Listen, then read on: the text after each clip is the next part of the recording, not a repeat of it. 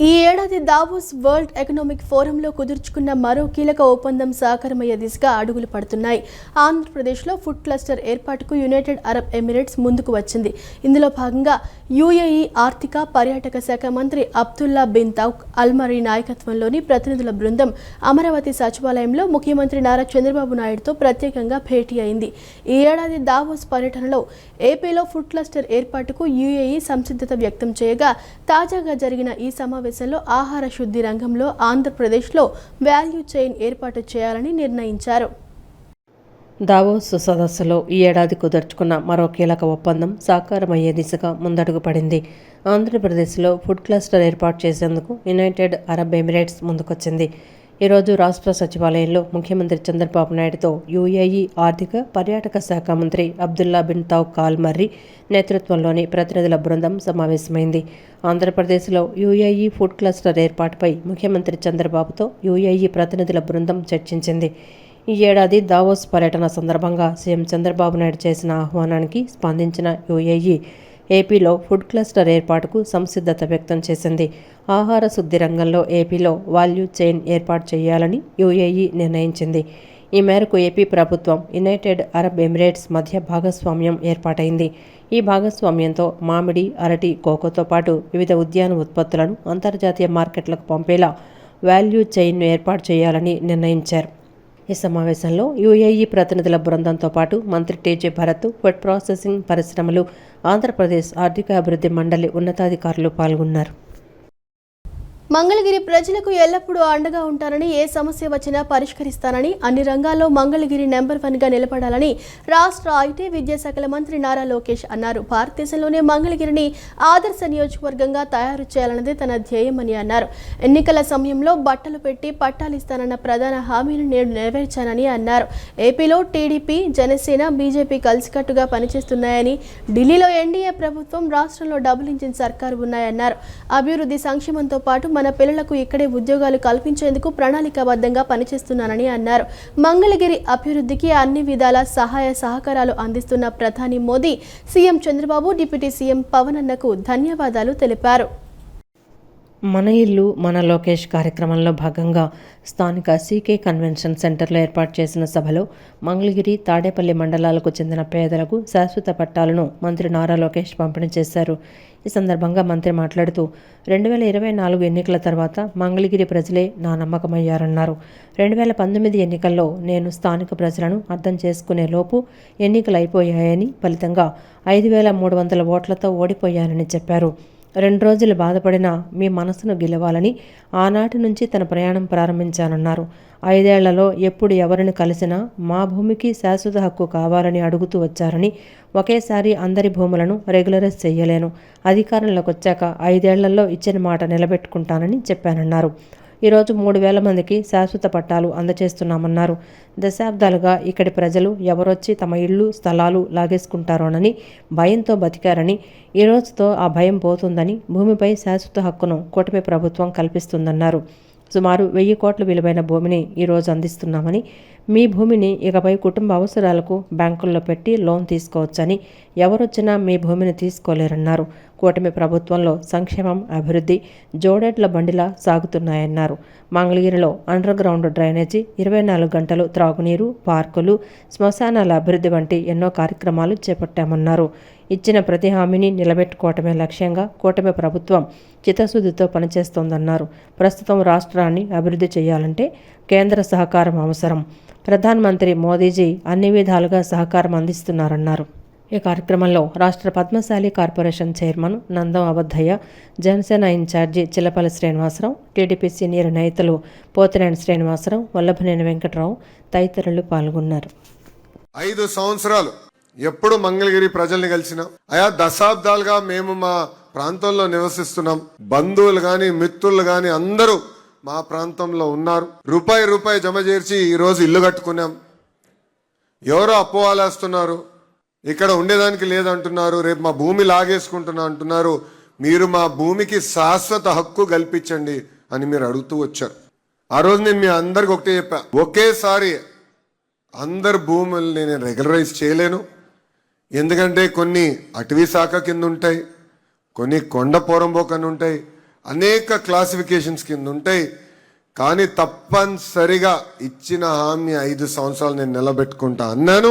ఈరోజు 2వ విడత కింద 3,000 కుటుంబాలకి శాశ్వత భూ హక్కు కల్పిస్తున్నాం. భూమి మీది, మీరే ఉంటున్నారు, ఇల్లు కట్టుకుని నివసిస్తున్నారు, కానీ తాకట్టు పెట్టే పరిస్థితి లేదు. భయంతో మీరు బతికారు. ఎవరో వస్తారంట, ఎవరో బీకేస్తారంటనా దశాబ్దాలుగా ఒక భయంలో మీరు బతికారు. ఈరోజు ఆ భయం అనేది పోతుంది. అది మీకు శాశ్వత హక్కు ఆ భూమి పైన ఈరోజు కూటమి ప్రభుత్వం మీకు కల్పిస్తుంది. సుమారుగా 1000 కోట్ల రూపాయల విలువైన భూమిని ఈరోజు మీకు అందిస్తున్నాం. అది మీరు తాకట్టు పెట్టుకోవచ్చు, లేదంటే వేరే అవసరాలకు వాడుకోవచ్చు, లేదంటే ప్రశాంతంగా ఇంకా జీవితాంతం ఏ అధికారి కానీ ఏ రాజకీయ నాయకుడు వచ్చి ఈ భూమి నాది ఆరు ప్రభుత్వాందని చెప్పలేని పరిస్థితి ఈరోజు మేము చేస్తున్నాం. ఆనాడు మీ అందరిని ఒక విషయం కోరా. 2019 ఎన్నికల తర్వాత నేను అనేక అవమానాలు ఎదుర్కొన్నా. చాలామంది నన్ను ఎగతాళి చేశారు. సొంత నియోజకవర్గం గెలుచుకోలేకపోయాం. చంద్రబాబు నాయుడు గారి పైన కూడా కించపరిచే విధంగా మాట్లాడారు. నీ కొడుకును నువ్వు గెలిపించలేకపోయావు అని చెప్పారు అన్నాడు. మిమ్మల్ని అందరూ ఒకే విషయం అడిగా. 5,300 ఓట్లతో ఓడిపోయా, దాని పక్కన ఒక్క 0 పెట్టి నన్ను గెలిపించండి, అభివృద్ధి సంక్షేమం ఏంటో చేసి చూపి. సచివాలయంలో జలవనరుల శాఖపై మంత్రి నిమ్మల రామానాయుడు శ్వేతపత్రం విడుదల చేశారు. 2028 డిసెంబర్ నాటికి 36 ప్రధాన ప్రాజెక్టుల పూర్తికి కార్యాచరణ వివరించారు. విధ్వంసమైన జలవనరుల రంగాన్ని పూర్వస్థితికి తీసుకొస్తున్నామన్నారు. 2019లో ప్రభుత్వం కొనసాగి ఉంటే 2021 నాటికి పోలవరం పూర్తయ్యేదని నిమ్మల అన్నారు. ఒక్క ఛాన్స్ అంటూ వచ్చి డయాఫ్రామ్ వాల్ ధ్వంసం చేశారని, పోలవరం నిర్వాసితులను కూడా గొడ్డలి పార్టీ మోసగించిందని మంత్రి నిమ్మల ధ్వజమెత్తారు. నీటి ప్రాధాన్యాన్ని అన్న ఎన్టీఆర్ నుంచి చంద్రబాబు వరకు గుర్తించారని మంత్రి నిమ్మల రామానాయుడు అన్నారు. 2 ఏళ్ల పాలనలో సాధించిన విజయాలు, పోలవరం, ఇతర ఇరిగేషన్ ప్రాజెక్టులపై మంత్రి మీడియాతో మాట్లాడుతూ, ఒకవైపు వెంటిలేటర్పై ఉన్న ఆర్థిక వ్యవస్థ, మరోవైపు విధ్వంసమైన ఇరిగేషన్ను అప్పగించారంటూ వైసీపీపై విరుచుకుపడ్డారు. నేడు ఇరిగేషన్ శాఖ క్యాలెండర్ను కూడా రూపొందించుకున్నట్లు తెలిపారు. పోలవరం రాష్ట్రానికి వరం జీవమన్నారు. 72% పోలవరాన్ని నాడే పూర్తి చేశామని, అప్పట్లో టీడీపీ ప్రభుత్వమే కొనసాగి ఉంటే 2021-22 నాటికే ప్రాజెక్టు పూర్తయ్యేదని చెప్పుకొచ్చారు. 2019లో అధికారంలో ఉన్న నాటి ప్రభుత్వం 17 నెలల పాటు పోలవరం ప్రాజెక్టును గాలికొదిలేసిందని మంత్రి విమర్శించారు. పోలవరం నిర్వాసితులకు ఇచ్చిన ఒక్క హామీని కూడా నాటి ప్రభుత్వం నెరవేర్చలేదన్నారు. చివరకు పోలవరానికి కేంద్రం ఇచ్చిన నిధులను కూడా మళ్లించారని ఆరోపించారు. పోలవరం రీఎంబర్స్మెంట్ సొమ్ములను కూడా నాటి ప్రభుత్వం దారి మళ్లించిందని మండిపడ్డారు. పోలవరానికి సంబంధించి ఈసీఆర్ఎఫ్ డ్యాం అత్యంత కీలకమని, డ్యాం పనులు 31% పూర్తయినట్లు వెల్లడించారు. రైట్, లెఫ్ట్ కనెక్టివిటీని పూర్తి చేయడానికి రాత్రింబవళ్లు పనిచేస్తున్నారని చెప్పారు. పోలవరం నిర్వాసితులకు ఈ 2 ఏళ్లలోనే 2,250 కోట్లు చెల్లించినట్లు తెలిపారు. గత 5 ఏళ్ల వైసీపీ పాలనలో ప్రశ్నార్థకమైన ప్రాజెక్టును తిరిగి కాపాడామని మంత్రి నిమ్మల రామానాయుడు పేర్కొన్నారు. చంద్రబాబు నాయుడు గారు 5 సార్లు పోలవరాన్ని ప్రత్యక్షంగా ఆయన విజిట్ చేయడం జరిగింది. ఈ 2 సంవత్సరాల్లోనే 30 సార్లు ఆయన 31 సార్లు ఆయన సమీక్ష కూడా చేసుకోవడం జరిగింది. మొన్ననే 6వసారి కూడా ప్రత్యక్షంగా ఆయన పోలవరం విజిట్ చేయడం జరిగింది. అంటే ఈ రకంగా చూస్తే గత 14, 19, అదేవిధంగా 24, 26 మొత్తంగా చంద్రబాబు నాయుడు గారు చూస్తే 37 సార్లు డైరెక్ట్ గా పోలవరంలోనే మరి సమీక్షా సమావేశాలతో నిరంతరం పర్యవేక్షణ చేస్తూ 136 సార్లు వర్చువల్ గా ఆయన పోలవరం మీద రివ్యూ చేస్తూ ఏదైతే ఆ పోలవరాన్ని పనులను పరిగెట్టిస్తూ, అందులో ముఖ్యంగా పీపీఏ ఆధ్వర్యంలో కెనడా, అమెరికాకు సంబంధించినటువంటి 4 ఇంటర్నేషనల్ ఎక్స్పర్ట్స్ ని కూడా ఒక నిపుణుల కమిటీగా కూడా ఏర్పాటు చేసుకుని, ఆ నిపుణుల కమిటీ ఇచ్చినటువంటి సూచనల్ని, సలహాలని, వాళ్ళ యొక్క ఆదేశాలని పీపీఏ, సిడబ్ల్యూసి యొక్క ఆధ్వర్యంలో ఈ పోలవరం ప్రాజెక్టుకు సంబంధించినటువంటి పనులు, అందులో ముఖ్యంగా ఈ 2 years లో చూస్తే మీ అందరికీ తెలుసు, ఏదైతే ఎగువ copper dam, upper coffer dam అనేది జనరల్ గా అది ఒక 3 years, 4 years మాత్రమే దాని స్ట్రెంగ్త్ ఉండేటువంటి స్థితిలో అటువంటి అప్పర్ కాపర్ డ్యాము దాని యొక్క కాల పరిమితి దాటడంతో అటువంటి అప్పర్ కాపర్ డ్యామ్ కూడా స్ట్రెంగ్త్ ఇవ్వాలనే ఉద్దేశంతో బట్రస్ డ్యామ్ ని 100% కూడా మనం ఫస్ట్ ఇయర్ లోనే ఆ బట్రస్ డ్యామ్ ని మనం నిర్మాణం పూర్తి చేయాలి. నేరాల స్వరూపం రోజురోజుకి సాంకేతికత ఆధారంగా మారుతున్న నేపథ్యంలో ఆంధ్రప్రదేశ్ పోలీసింగ్ కూడా అంతకంటే ఆధునికంగా, వేగవంతంగా, ప్రజా కేంద్రీకృతంగా రూపాంతరం చెందాలని రాష్ట్ర హోంమంత్రి శ్రీమతి వంగలపూడి అనిత అన్నారు. ఆధునిక నేరాలను ఎదుర్కోవడానికి పోలీసులు కూడా అత్యాధునిక సాంకేతిక పరిజ్ఞానాన్ని వినియోగించుకోవాలని సూచించారు. రాష్ట్రంలో శాంతి భద్రతలను మరింత పటిష్టం చేయడానికి, నూతన తరహా నేరాలను సమర్థవంతంగా ఎదుర్కోవడానికి ముఖ్యమంత్రి నారా చంద్రబాబు నాయుడు నాయకత్వంలో ప్రత్యేక టాస్క్ ఫోర్స్ను ఏర్పాటు చేయనున్నట్లు వెల్లడించారు. విజయవాడలోని డాక్టర్ బిఆర్ అంబేద్కర్ విగ్రహం సమీపంలోని డాక్టర్ బిఆర్ అంబేద్కర్ కళావేదికలో నిర్వహించిన పోలీస్ రిట్రీట్లో హోంమంత్రి అనిత ముఖ్య అతిథిగా పాల్గొన్నారు. రాష్ట్ర వ్యాప్తంగా వచ్చిన ఉన్నత పోలీస్ అధికారులను ఉద్దేశించి ఆమె ప్రసంగించారు. ఈ సందర్భంగా హోంమంత్రి అనిత మాట్లాడుతూ భవిష్యత్తు సవాళ్లను ముందుగానే అంచనా వేసి పోలీసు వ్యవస్థను సిద్ధం చేయడమే ఈ రిట్రీట్ ప్రధాన లక్ష్యమని వివరించారు. క్షేత్రస్థాయిలో పోలీసులు చేస్తున్న సేవలకు ప్రభుత్వం ఎల్లప్పుడూ అండగా ఉంటుందని హామీ ఇచ్చారు. రాష్ట్రంలో ఫ్యాక్షన్ రాజకీయాలు, వామపక్ష తీవ్రవాదం, మత కలహాలను గణనీయంగా అదుపులోకి తీసుకురాగలిగామని పేర్కొన్న హోంమంత్రి ప్రస్తుతం సైబర్ నేరాలు, రౌడీయిజం, సోషల్ మీడియా దుర్వినియోగాన్ని అరికట్టడమే ప్రభుత్వ ప్రధాన లక్ష్యమని స్పష్టం చేశారు.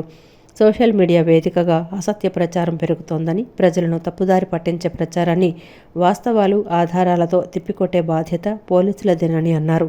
ప్రతి ఘటనపై ప్రజలకు పారదర్శకంగా సమాచారం అందించడం ద్వారా పోలీసు వ్యవస్థపై విశ్వాసం మరింత బలోపేతమవుతుందని పేర్కొన్నారు. మహిళలు, చిన్నారుల భద్రత ప్రభుత్వ అత్యున్నత ప్రాధాన్యతని పేర్కొన్న మంత్రి మహిళలపై నమోదవుతున్న నేరాలను సుమారు 4% తగ్గించగలిగామని తెలిపారు. 112 అత్యవసర స్పందన వ్యవస్థ ద్వారా స్పందన సమయాన్ని గణనీయంగా తగ్గించామని, పోలీసింగ్లో గోల్డెన్ టైం అత్యంత కీలకమని హోంమంత్రి పేర్కొన్నారు. వేగవంతమైన స్పందన వల్ల నేరస్తులను త్వరగా అదుపులోకి తీసుకురావడంతో పాటు బాధితుల్లో భరోసా పెరుగుతుందన్నారు. గంజాయి నిర్మూలన కోసం ప్రభుత్వం ప్రవేశపెట్టిన ఈగిల్ వ్యవస్థ ద్వారా ఎస్పీలు, పోలీస్ అధికారులు సమన్వయంతో గంజాయి సాగు, అక్రమ రవాణాపై సమర్థవంతమైన చర్యలు తీసుకుంటున్నామని వెల్లడించారు. పోలీసు శాఖ బలోపేతానికి ప్రభుత్వం అత్యంత ప్రాధాన్యత ఇస్తోందని పేర్కొంటూ ఇప్పటికే 6,000 మంది కానిస్టేబుళ్ల పోస్టులను భర్తీ చేశామని, భవిష్యత్తులో కూడా ప్రతి జాబ్ క్యాలెండర్లో కొత్త పోలీస్ పోస్టులను భర్తీ చేస్తూ శాఖను మరింత బలోపేతం చేస్తామని హోంమంత్రి స్పష్టం చేశారు. క్షేత్రస్థాయి అనుభవాల ఆధారంగా రూపొందే సూచనలు రాష్ట్ర పోలీసింగ్కు భవిష్యత్ కార్యాచరణ ప్రణాళికగా మారనున్నాయని చెప్పారు. చాలామంది డబ్బులు పోగొట్టుకునే సందర్భాలు కూడా ఉన్నాయి.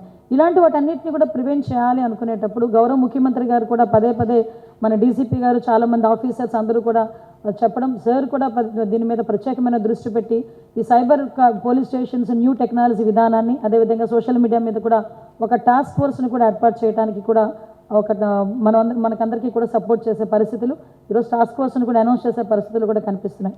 సో నేను ఒకటే చెప్తున్నానండి, ఫ్యూచర్ పోలీసింగ్ ప్లాట్ఫామ్ అనేది మీ అందరూ నిజంగా ఇక్కడ కూర్చున్న చాలామంది అదృష్టవంతులు.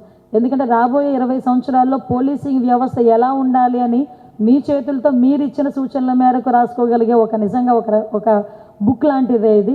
దానికి మీరందరూ పార్టిసిపేట్ చేస్తున్నందుకు, అందులో యాజ్ ఎ హోమ్ మినిస్టర్గా నేను వచ్చినందుకు కూడా నేను చాలా గర్వంగా ఫీల్ అవుతున్నా. అట్ ద సేమ్ టైం అంతే రెస్పాన్సిబుల్గా ఫీల్ అవుతున్నా.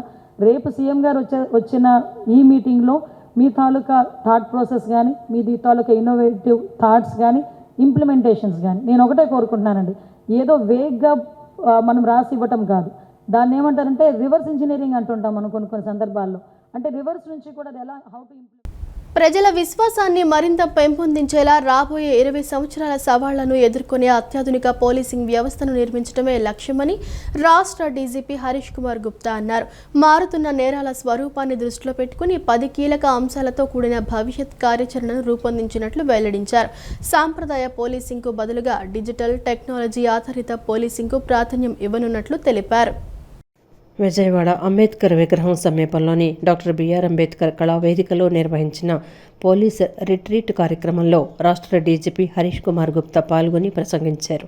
ఈ సందర్భంగా ఆయన మాట్లాడుతూ నమోదైన కేసుల సంఖ్య కంటే ముందుగానే నివారించిన నేరాలు, ప్రమాదాల ఆధారంగా పోలీసు పనితీరును అంచనా వేసే విధానాన్ని అమలు చేస్తామని చెప్పారు. విదేశాల నుంచి జరిగే సైబర్ మోసాలు, డీప్ ఫేక్లు, అనామక సైబర్ బెదిరింపులను ఎదుర్కొనేందుకు ముందస్తు నిఘా వ్యవస్థలను బలోపేతం చేయనున్నట్లు తెలిపారు. డ్రోన్ల వినియోగం పెరుగుతున్న నేపథ్యంలో డ్రోన్ నిఘా నిర్వహణ కోసం పోలీస్ హెడ్ క్వార్టర్స్లో ప్రత్యేక వ్యవస్థ ఏర్పాటు చేస్తున్నామని చెప్పారు. భౌతిక అర్హతలతో పాటు కోడింగ్, క్రిప్టోగ్రఫీ, సైబర్ సెక్యూరిటీ వంటి రంగాల్లో నైపుణ్యం కలిగిన యువతను పోలీసు బలగాల్లోకి తీసుకురానున్నట్లు వెల్లడించారు. అత్యవసర సేవల 112 కాల్ వచ్చిన వెంటనే క్షణాల్లో స్పందించే వ్యవస్థను అభివృద్ధి చేయటం, పోలీస్, వైద్య, మహిళా సంక్షేమ శాఖల సమన్వయంతో గృహహింస, ఆత్మహత్యలు, బాలలపై నేరాల నివారణకు digital health and safety grid, predictive artificial intelligence AI వ్యవస్థలను వినియోగంలోకి తీసుకురానున్నట్లు తెలిపారు.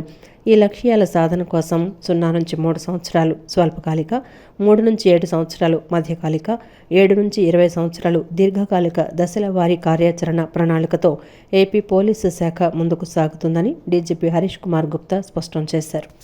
The usual thought process as we complete the 100 years of independence, how we should be. And for next 20 years, if we had to change, we had to change in next 20 years. No police force can change in overnight, so it requires a very deliberate effort. The purpose of gathering here for this retreat, the idea was we had some idea in 2025, something we could not do, and after 25 years, 2001, when I was the SP, that was the last retreat we had. It's a thought. All the police leadership, the top leadership, which is leading the police force, has to sit down coolly, away from the routine duties, and think what should we do, how we should go forward. So I'll not be talking about the force we have. I am going to talk about the force we have not yet built. How do we build this force? So this is all the idea behind this thing. And let me tell you, this is not a sermon or anything like that. Kanakadurgamma వారిని తమ ఇంటి ఇలవేల్పుగా, ఆడపడుచుగా భావిస్తూ భక్తులు పసుపు, కుంకుమలు, గాజులు, చీర సారెలతో పెద్ద ఎత్తున ఇంద్రకీలాద్రికి తరలివస్తున్నారు. ఆషాఢ సారె ఉత్సవాల్లో భాగంగా 7వ రోజైన మంగళవారం నాడు శ్రీ కనకదుర్గమ్మ వారి సన్నిధిలో మహిళా భక్తుల రద్దీ తీవ్రంగా కొనసాగింది. అమ్మవారికి పవిత్ర సారె సమర్పించే అవకాశం కలగడం పట్ల భక్తులు ఎంతో హర్షం వ్యక్తం చేశారు. విజయవాడ ఇంద్రకీలాద్రిపై ఆధ్యాత్మిక శోభ వెల్లివిరిసింది. కొండంత అండగా నిలిచే జగన్మాత భక్తజన కల్పవల్లి శ్రీ కనకదుర్గమ్మ సన్నిధిలో ఆషాఢమాస సారె మహోత్సవాలు 7వ రోజుకు చేరుకున్నాయి. దుర్గమ్మను తమ ఇంటి ఆడపడుచుగా భావించి భక్తి శ్రద్ధలతో భక్తులు మొక్కులు సమర్పించుకున్నారు. వచ్చే మహిళా భక్తులకు క్యూ లైన్లలో ఎలాంటి ఇబ్బందులు కలగకుండా దేవస్థానం ప్రత్యేక చర్యలు చేపట్టింది. భవానీ అనుగ్రహ దర్శనానికి సంబంధించిన 100 రూపాయల క్యూ లైన్ను పూర్తిగా సారె తీసుకొచ్చే భక్తులకే కేటాయించి వేగంగా దర్శనం పూర్తయ్యేలా ఏర్పాట్లు చేశారు. భక్తుల రద్దీని బట్టి ఇతర క్యూ లైన్లలోనూ వారిని అనుమతించారు. రద్దీ కారణంగా మహామండపంలోని 6వ అంతస్తు భక్తులతో కిక్కిరిసిపోయింది. అక్కడికి చేరుకున్న సారె బృందాలకు ఆలయ పండితులు, అర్చకులు ఉచితంగా వేదాశీర్వచనం అందచేసి ప్రసాదాలు అందించారు. అనంతరం భక్తులందరినీ ప్రత్యేక క్యూ మార్గాల ద్వారా వేగంగా అన్నప్రసాద స్వీకరణకు పంపించారు. మహిళలకు సాధికారత కల్పిస్తే కుటుంబం అంతా ఆర్థికంగా అభివృద్ధి చెందుతుందని ఎమ్మెల్యే గద్దె రామ్మోహన్ అన్నారు. మహిళా శక్తిని నమ్మి ప్రప్రథమంగా కార్యక్రమాలు చేసిన వ్యక్తి చంద్రబాబు నాయుడు అని అన్నారు. ఆయన డ్వాక్రా సంఘాలను ఏర్పాటు చేసి సంఘాలను బలోపేతం చేస్తే ఇంట్లో ఉన్న ఆర్థిక సమస్యలను తీర్చుకోవటమే కాకుండా వాళ్ళు తీసుకునే అప్పులు కూడా చాలా శ్రద్ధగా రీపేమెంట్ చేయటం జరుగుతుందన్నారు. విజయవాడ నగరపాలక సంస్థ ఆధ్వర్యంలో మహిళలకు కుట్టు మిషన్ల పంపిణీ కార్యక్రమాన్ని పటమటలోని కనకమిడల రవీంద్ర కుమార్ కమ్యూనిటీ హాల్లో జరిగింది. ఈ కార్యక్రమానికి ఎమ్మెల్యే గద్దె రామ్మోహన్ ముఖ్య అతిథిగా విచ్చేశారు. 40 మంది మహిళలకు కుట్టు మిషన్లను పంపిణీ చేశారు. ఈ సందర్భంగా ఆయన మాట్లాడుతూ డ్వాక్రా సంఘాలను బలోపేతం చేస్తే ఇంట్లో ఉన్న ఆర్థిక సమస్యలను తీర్చుకోవటమే కాకుండా వాళ్ళు తీసుకునే అప్పులు కూడా చాలా శ్రద్ధగా రీపేమెంట్ చేయడం జరుగుతుందన్నారు. మహిళలు కుట్టుల్లో అడ్వాన్స్డ్ టెక్నాలజీ నేర్చుకుంటే ఆదాయం పెరుగుతుందన్నారు. మహిళలకు శిక్షణ ఇచ్చి వారికి కుట్టు మిషన్లు ఇచ్చే శక్తిని ప్రభుత్వానికి కల్పించాలని భగవంతుణ్ణి ప్రార్థిస్తున్నానని చెప్పారు. 2019 నుంచి 2024 వరకు జగన్ పాలనలో ఆర్థిక వ్యవస్థ అంతా చిన్నాభిన్నమైందన్నారు. అందువలన ఆర్థికంగా రాష్ట్రాన్ని బలోపేతం చేసుకుంటూ ముందుకు వెళ్తున్నారని, ఖచ్చితంగా ప్రతి ఒక్క మహిళకు, శిక్షణ పొందిన మహిళలకు మిషన్లు ఇవ్వడానికి కూటమి ప్రభుత్వం ప్రయత్నం చేస్తుందని, వ్యక్తిగతంగా కూడా సహకరించి ముందుకు తీసుకొని వెళ్తామన్నారు. చాలా శ్రద్ధగా రీపేమెంట్ చేయడం జరుగుతోంది. సో ఈ రోజున 40 మందికి మిషన్లు ఇవ్వడం జరిగింది. మరి అధికారులు చెప్పారు, మీరు అడ్వాన్స్డ్ టెక్నాలజీ నేర్చుకుంటే, అడ్వాన్స్డ్ టెక్నాలజీ అంటే ఒక క్లాత్కి దాన్ని డిజైన్ చేయటం నేర్చుకుంటే మరింత సంపాదన పెరుగుతుందని చెప్పారు. ఆ ట్రైనింగ్ కూడా ఇస్తామని చెప్తా ఉన్నారు. సో ఈ ట్రైనింగ్లు ఇచ్చి తప్పకుండా మహిళలకి కుటుంబ మిషన్లు ఇచ్చే కార్యక్రమం ప్రభుత్వం చేపట్టే శక్తి ప్రభుత్వానికి ఇవ్వాలని చెప్పి నేను దేవుణ్ణి కోరుకుంటూ ఉన్నాను. ఎందుకంటే 2014-19లో అడిగిన వాళ్ళకి లేదని కూడా మిషన్లు ఇవ్వడం జరిగింది. కానీ వాళ్ళు 24-29లో ఆర్థికపరమైన అనేకమైన ఇబ్బందులు, గత 5 సంవత్సరాల్లో జగన్మోహన్ రెడ్డి గారు చేపట్టిన అనేకమైన ఇబ్బందికరమైన పనుల వలన ఆర్థిక పరిస్థితి అంతా చిన్న భిన్నమైంది. అందువలన అవి ఆర్థిక పరిస్థితిని మళ్ళీ సమకూర్చుకుంటూ ముందుకు వెళ్తూ ఉన్నారు. ఖచ్చితంగా ప్రతి ఒక్క మహిళకి, కోరుకున్న మహిళకి మిషన్లు ఇవ్వడానికి ప్రభుత్వంగా మా కూటమి ప్రభుత్వంగా ప్రయత్నం చేస్తాం. వ్యక్తిగతంగా కూడా మా వంతుగా మేము సహకరించి ముందుకు తీసుకెళ్తాం. రాష్ట్రంలో మహిళలపై పెరుగుతున్న దాడులు, అత్యాచారాలను అరికట్టడంలో కూటమి ప్రభుత్వం విఫలమైందని వైసీపీ నేతలు విమర్శించారు. లంచం ఇవ్వలేదని ఓ మహిళను వివస్త్రను చేసి హింసించడం అత్యంత హేయమైన చర్య అని, రాష్ట్రంలో శాంతి భద్రతలు పూర్తిగా క్షీణించాయని మండిపడ్డారు. రోజురోజుకి మహిళపై అఘాయిత్యాలు పెరుగుతున్నా ముఖ్యమంత్రి, డిప్యూటీ సీఎం, హోంమంత్రి స్పందించకపోవడం దారుణమన్నారు. రాష్ట్రంలో మహిళలపై రోజురోజుకు పెరుగుతున్న దాడులు, అఘాయిత్యాలు, అత్యాచారాలు మరియు హత్యలను అరికట్టేందుకు తక్షణమే చర్యలు తీసుకోవాలని కూటమి ప్రభుత్వం కళ్ళు తెరవాలని కోరుతూ ఎన్టీఆర్ జిల్లా వైసీపీ మహిళా విభాగం ఆధ్వర్యంలో డాక్టర్ బిఆర్ అంబేద్కర్ విగ్రహానికి వినతిపత్రం అందజేశారు. ఈ నిరసన కార్యక్రమంలో ఎన్టీఆర్ జిల్లా మహిళా అధ్యక్షురాలు రాయన భాగ్యలక్ష్మి, ఎమ్మెల్సీలు వరదు కళ్యాణి, కల్పలతారెడ్డి, ఎన్టీఆర్ జిల్లా అధ్యక్షుడు దేవినేని అవినాష్, మాజీ డిప్యూటీ మేయర్ బెల్లం దుర్గతో పాటు మాజీ ఎమ్మెల్యేలు వెల్లంపల్లి శ్రీనివాస్, మల్లాది విష్ణు, మొండితోక జగన్మోహన్ రావు తదితరులు పాల్గొన్నారు. ఈ సందర్భంగా మాజీ ఎమ్మెల్యే మల్లాది విష్ణు మాట్లాడుతూ రాష్ట్రంలో జరుగుతున్న దారుణాలపై వైసీపీ మహిళా విభాగం ఆధ్వర్యంలో ఆందోళనలు చేపడుతున్నామని తెలిపారు. గత 24 నెలల పాలనా వైఫల్యాలు, మహిళలపై జరుగుతున్న దాడులను నిరసిస్తూ మహిళలంతా బయటకొస్తున్నారని, చట్టంలో లేకపోయినా మంచి చేస్తామని చెప్పిన లోకేష్ ఇప్పుడు మహిళలకు ఎక్కడ న్యాయం చేస్తున్నారో సమాధానం చెప్పాలని డిమాండ్ చేశారు. ఖచ్చితంగా ఆంధ్రప్రదేశ్లో ఈ జరిగినటువంటి దాడులకి, అత్యాచారాలకి, మరి ముఖ్యంగా తెలుగుదేశం నాయకులు చట్టాన్ని చేతిలోకి తీసుకుని చేస్తున్నటువంటి రాజ్య హింసకి ఆంధ్రప్రదేశ్ మహిళా లోకానికి మీరు తెలుగుదేశం పార్టీ, కూటమి పార్టీ క్షమాపణ చెప్పాలి అని చెప్పని వైఎస్ఆర్ కాంగ్రెస్ పార్టీ డిమాండ్ చేస్తూ ఉంది. దీన్ని కనుక కంట్రోల్ చేయలేకపోతే, దీన్ని కనుక అదుపు చేయలేకపోతే ఖచ్చితంగా వైఎస్ఆర్ కాంగ్రెస్ పార్టీ మహిళల పక్షాన నిలబడి రాబోయే రోజుల్లో పెద్ద ఎత్తున జగన్మోహన్ రెడ్డి గారి నాయకత్వంలో. అనంతరం మాజీ ఎమ్మెల్యే వెల్లంపల్లి శ్రీనివాస్ మాట్లాడుతూ 10,000 లంచం కోసం టీడీపీ నాయకుడు అధికారులను బెదిరించి ఓ మహిళను వ్యవస్థలను చేసి హింసించడం అత్యంత దారుణమని మండిపడ్డారు.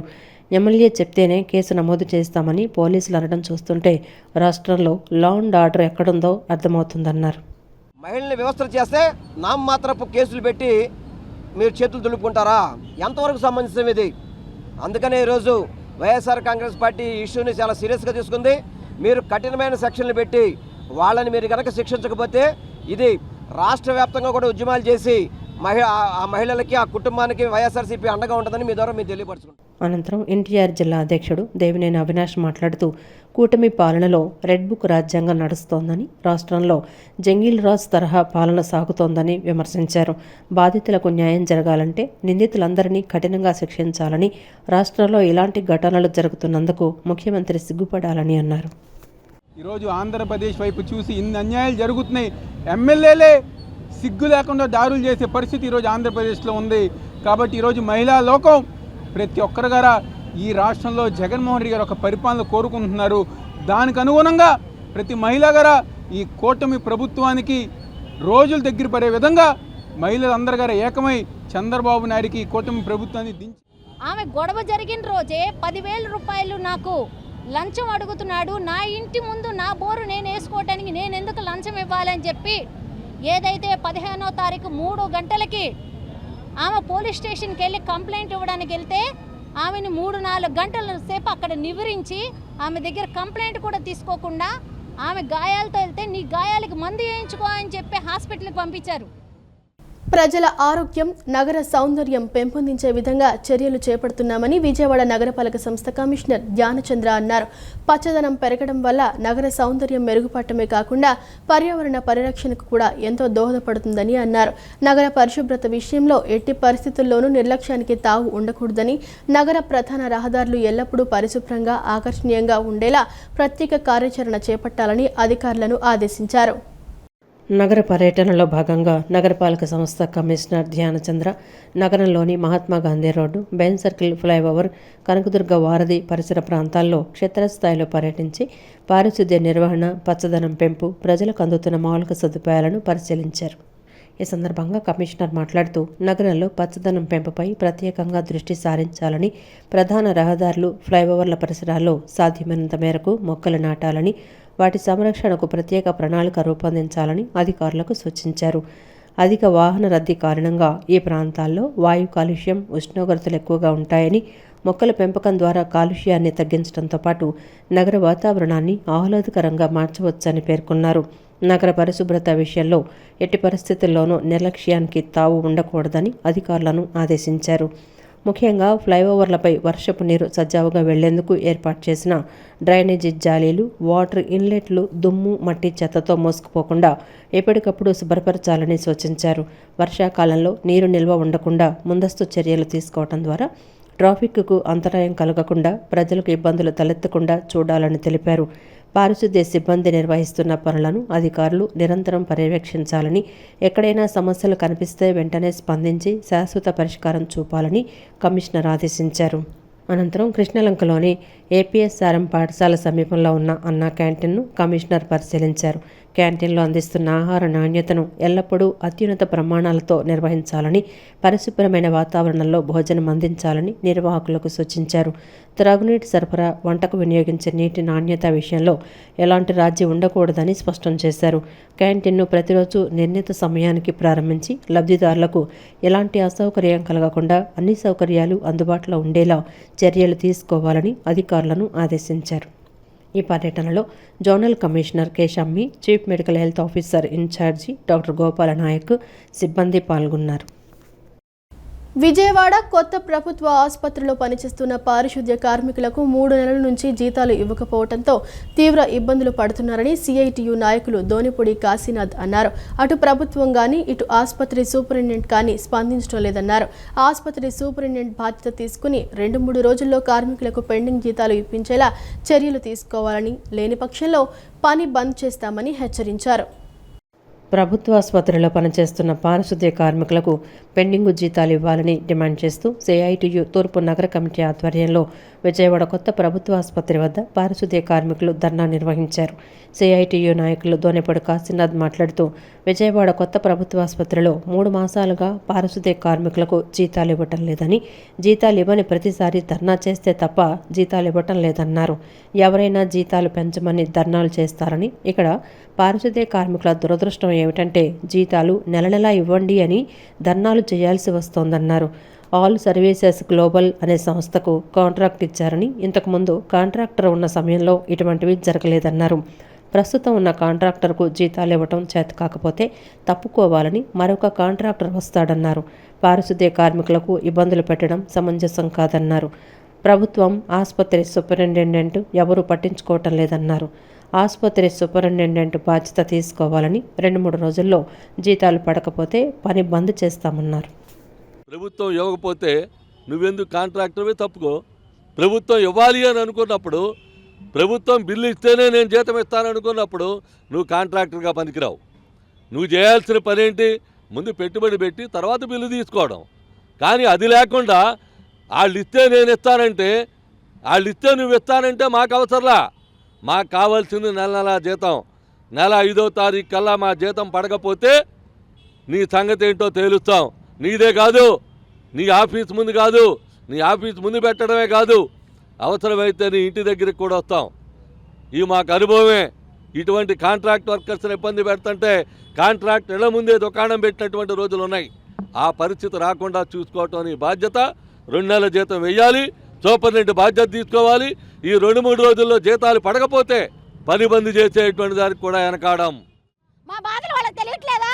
అధికారులకు తెలియాలి, మా గవర్నమెంట్కి తెలియాలి. మేము ఎన్ని బాధలు పడుతున్నాము. మేము ఒక పూట రాకపోతే అన్ని మరి మేము ఒక పూట కలెక్టర్ ఆఫీస్కి వెళ్ళేందుకు ఎక్కడ చెత్తలు అక్కడే ఉన్నాయని ప్రిన్సిపల్కి ఫోన్ చేసి చెప్పారంట. మరి మా బాధ గురించి ఎవరైనా పట్టించుకుంటే మా స్పందిస్తాం. మాకు నెలల జీతాలు కావాలండి. మేము పద్దాలు రోడ్ ఎక్కాలంటే మేము ఎక్కలేము. ఇదండి మాది. మా మన్నవలు ఆలకించండి ప్రభుత్వానికి. దేశవ్యాప్తంగా నీట్ ప్రశ్నపత్రాల లీకేజ్, విద్యా వ్యవస్థలో జరుగుతున్న అక్రమాలపై ఆంధ్రప్రదేశ్ యువత, విద్యార్థులు, మహిళలు రాజకీయాలకు అతీతంగా స్పందించాలని ఏపీసీసీ ఉపాధ్యక్షులు కొలనకొండ శివాజీ పిలుపునిచ్చారు. ఢిల్లీలో జంతర్ మంతర్ వద్ద ఆందోళన చేస్తున్న విద్యార్థులపై కేంద్ర ప్రభుత్వం, పోలీసులు విచక్షణ రహితంగా దాడులు చేయడం దారుణమని ఆయన మండిపడ్డారు. ఆంధ్రరత్న భవన్లో ఏర్పాటు చేసిన విలేకరుల సమావేశంలో ఆయన మాట్లాడారు. దేశంలో వరుసగా జరుగుతున్న పేపర్ లీకేజీలకు బాధ్యత వహిస్తూ కేంద్ర విద్యాశాఖ మంత్రి ధర్మేంద్ర ప్రధాన్ తక్షణమే రాజీనామా చేయాలని డిమాండ్ చేశారు.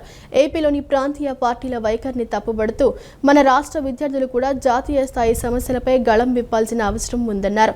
ఈ క్రమంలోనే రాబోయే 2-3 రోజుల్లో విజయవాడ బందర్ రోడ్లోని అంబేద్కర్ విగ్రహం వద్ద వామపక్షాలు, ఇతర భాగస్వామ్య పక్షాలతో కలిసి భారీ ధర్నా నిర్వహించనున్నట్లు తెలిపారు.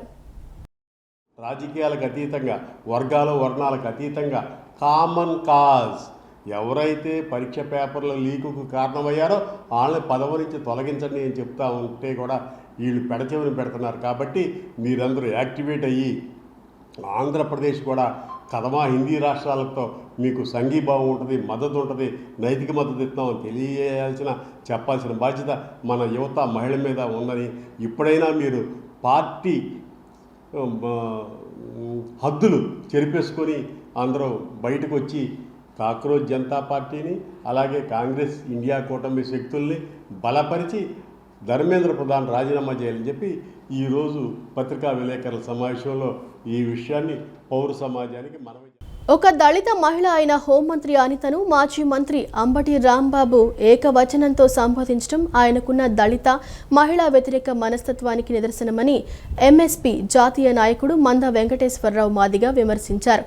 హోంమంత్రికి బేషరతుగా క్షమాపణ చెప్పాలని డిమాండ్ చేశారు. కూటమి ప్రభుత్వం తక్షణమే అంబటిపై మహిళా చట్టాలతో పాటు ఎస్సీ, ఎస్టీ అట్రాసిటీ కేసులు నమోదు చేసి అరెస్టు చేయాలని కోరారు. హోంమంత్రి వంగలపూడి అనితపై మాజీ మంత్రి, వైసీపీ నేత అంబటి రాంబాబు చేసిన అనుచిత వ్యాఖ్యలకు నిరసనగా విజయవాడ అలంకార ధర్నా చౌక్ వద్ద మాదిగ రిజర్వేషన్ పోరాట సమితి ఆధ్వర్యంలో ధర్నా నిర్వహించారు. ఈ సందర్భంగా ఎంఎస్పీ జాతీయ నాయకుడు మందా వెంకటేశ్వరరావు, ఎంఆర్పీఎస్ రాష్ట్ర ప్రధాన కార్యదర్శి పేరెల్లి ఎలీషా మాదిగ మాట్లాడుతూ, ప్రెస్ మీట్లో ఇతర నాయకులను గౌరవంగా సంబోధించిన అంబటి రాంబాబు ఒక దళిత మహిళ అయిన హోంమంత్రి అనితను మాత్రం ఏకవచనంతో అది ఇది అని సంబోధించడం ఆయనకున్న దళిత, మహిళా వ్యతిరేక మనస్తత్వానికి నిదర్శనమని మండిపడ్డారు. గతం నుంచి కూడా దళితులు, మహిళలను కించపరిచేలా మాట్లాడటం ఆయనకు అలవాటుగా మారిందని విమర్శించారు. హోంమంత్రికి అంబటి రాంబాబు తక్షణమే బేషరతుగా క్షమాపణ చెప్పాలని, ఆయనపై మహిళా చట్టాలతో పాటు ఎస్సీ, ఎస్టీ అట్రాసిటీ కేసులు నమోదు చేసి అరెస్టు చేయాలని ప్రభుత్వాన్ని డిమాండ్ చేశారు. అలాగే వైసీపీ అధిష్టానం కూడా ఆయనపై క్రమశిక్షణ చర్యలు తీసుకోవాలని, లేని పక్షంలో జగన్మోహన్ రెడ్డియే ఆయనతో క్షమాపణ చెప్పించాలని ఎంఆర్పీఎస్ నాయకులు స్పష్టం చేశారు.